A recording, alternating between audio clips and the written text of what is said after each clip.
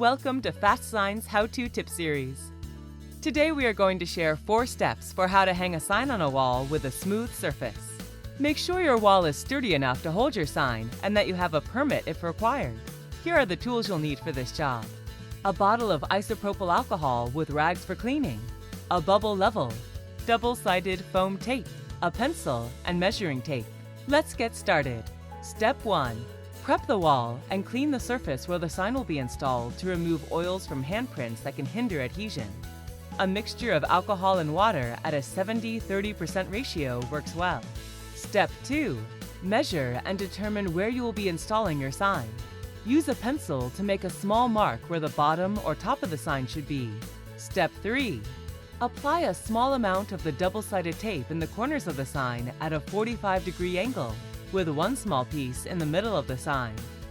Then peel the backer off the tape to expose the adhesive. Step 4. With the mark on the wall as your guide, press one edge of the sign against the wall and then make sure it is level. While keeping the sign level, press the rest of the sign to the wall. Don't forget to remove any fingerprints from the sign face and the pencil mark from the wall.